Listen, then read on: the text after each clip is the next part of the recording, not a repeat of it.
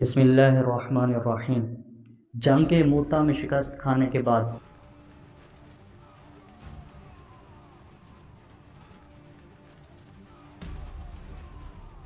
حاکم موتا کی عقل ٹھکانے نہ آئی۔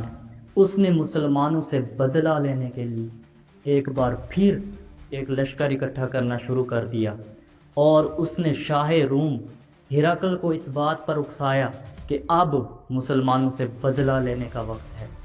اس بار شاہ روم ہرقل 40,000 کی کمک لے کر اس کی مدد کو پہنچا۔ جب یہ خبر حضور علیہ السلام تک پہنچی تو حضور علیہ السلام نے صحابہ کرام سے فرمایا کہ اس سے پہلے ہرقل یہاں آ کر حملہ کرے، ہم جا کر ہرقل پر حملہ کر دیتے ہیں۔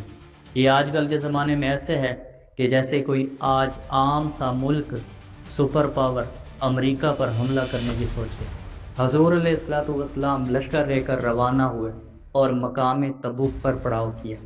جب یہ خبر ہرقل تک پہنچی تو اس نے سوچا کہ ہم جن پر حملہ کرنے کی تیاریاں کر رہے تھے وہ تو ہم پر حملہ کرنے کے لیے مقام تبوک تک آ پہنچے ہیں، تو وہ ڈر گیا اور اس نے جنگ کا ارادہ ترک کر دیا۔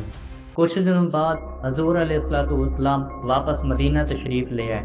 مقام تبوک پر جنگ تو نہیں ہوئی، البتہ مسلمانوں کے رعب کا، مسلمانوں کی عظمت کا سکہ ملک روم اور دیگر سلطنتوں پر بیٹھ گیا۔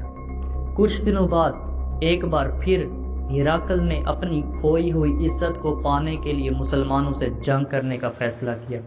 جب یہ خبر حضور علیہ السلام تک پہنچی تو حضور علیہ السلام نے حضرت زید بن حارثہ جو جنگ موتا میں شہید ہو گئے تھے، ان کے بیٹے اسامہ بن زید رضی اللہ تعالیٰ عنہ کو لشکر دے کر ان کی طرف روانہ کیا۔ حضرت اسامہ بن زید وہ لشکر لے کر روانہ ہوئے اور سنیت الوداع کے مقام پر ٹھہرے تاکہ جو لوگ جنگ میں شامل ہونا چاہتے ہیں وہ اس لشکر میں شامل ہو سکیں۔ لیکن ایک ایسا حادثہ پیش آیا کہ جس سے مسلمانوں کے کلیجے باہر آ گئے۔ حضرت اسامہ بن زید مجاہدین کا انتظار کر رہے تھے کہ اتنے میں خبر پہنچی حضور علیہ السلام اس دنیا فانی سے کوچ فرما گئے ہیں۔ ان للہ و انا الیہ راجعون۔ یہ خبر سن کر مسلمانوں کے لشکر میں بحران مچ گیا۔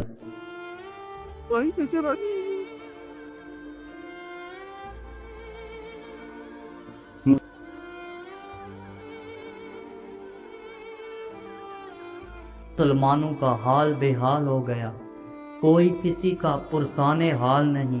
حضرت عمر رضی اللہ تعالیٰ عنہ نے تلوار نکالی اور فرمایا خبردار، اگر کسی نے کہا کہ حضور علیہ السلام اس دنیا سے چلے گئے ہیں تو میں اس کی گردن اڑا دوں گا۔ حضرت حسان درباری شاعر فرمانے لگے، یا رسول اللہ، میری آنکھوں کی ٹھنڈک تو آپ تھے، اب آپ اس دنیا فانی سے چلے گئے ہیں، اب میں کس کا نظارہ کروں گا؟ مجھے تو ڈر تھا کہ کہیں آپ نہ چلے جائیں۔ من شاء بعدک فلیمت، اب جس کا دل کرتا ہے مر جائے۔ بہرحال صدیق اکبر رضی اللہ تعالیٰ عنہ نے مسلمانوں کی اس عمارت کو سنبھالا۔ تمام مسلمانوں نے صدیق اکبر رضی اللہ تعالیٰ عنہ کے ہاتھ پر بیعت کی سوائے حضرت علی کے۔ کچھ عرصہ بعد حضرت علی نے بھی صدیق اکبر کی بیعت کی، لیکن جیسے ہی خلافت صدیقی کا آغاز ہوا مسلمانوں پر فتنوں کا پہاڑ ٹوٹ پڑا۔ ایک طرف رومن امپائر اپنی فوج لے کر مسلمانوں پر حملہ کرنے کے لیے تیار کھڑی ہے، تو دوسری طرف کچھ لوگوں نے نبوت کا دعویٰ کر دیا اور کچھ لوگ اسلام سے پھر کر مرتد ہو گئے، اور کچھ لوگوں نے زکوٰۃ کا انکار کر دیا کہ زکوٰۃ حضور علیہ السلام کے ساتھ خاص تھی، اب حضور نہیں ہے تو زکوٰۃ نہیں ہے۔ تو صدیق اکبر نے فرمایا سب سے پہلے اسامہ بن زید کا لشکر رومن امپائر سے جنگ کرنے کے لیے جائے گا۔ صحابہ کرام نے فرمایا یہ آپ کیا کہہ رہے ہیں؟ اسامہ بن زید کے لشکر میں تو ہماری اکثر فوج ہے، کیا ہم مدینے کو بغیر دفاع کے چھوڑ دیں؟ اگر یہ ادھر چلا گیا تو مدینے کا دفاع کون کرے گا؟ تو صدیق اکبر نے فرمایا اگر مجھے اس بات کا یقین بھی ہو کہ مجھے شہید کر دیا جائے گا تو بھی میں اس لشکر کو نہیں روکوں گا جس کو حضور علیہ السلام نے جنگ کے لیے روانہ فرمایا تھا۔ تو صحابہ کرام نے فرمایا چلو لیڈر چینج کر دیں، اسامہ بن زید کی جگہ کسی اور کو لیڈر بنائیں۔ تو صدیق اکبر نے فرمایا لیڈر بھی چینج نہیں ہوگا۔ صدیق اکبر حضرت اسامہ بن زید کے لشکر کو ثنیۃ الوداع کے مقام پر چھوڑنے کے لیے گئے۔ جب اسامہ بن زید نے دیکھا کہ وقت کا خلیفہ پیدل چل رہا ہے اور میں ایک غلام کا بیٹا گھوڑے پر سوار ہوں، تو اسامہ بن زید نے عرض کی اے امیر المومنین، یا تو آپ گھوڑے پر سوار ہوں یا میں پیدل چلتا ہوں۔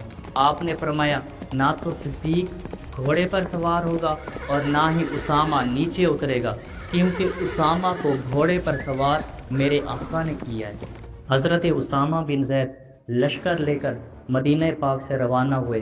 جب فتنہ پرور لوگوں نے دیکھا کہ مسلمانوں کا اتنا بڑا لشکر مدینہ پاک سے باہر جا رہا ہے، تو انہوں نے سوچا مسلمان مدینے کو بغیر دفاع کے تو نہیں چھوڑ سکتے، مدینے میں تو اس سے بھی بڑا لشکر ہوگا، تو یوں انہوں نے مدینے پر حملہ نہیں کیا۔ حضرت اسامہ بن زید نے رومیوں سے جنگ کی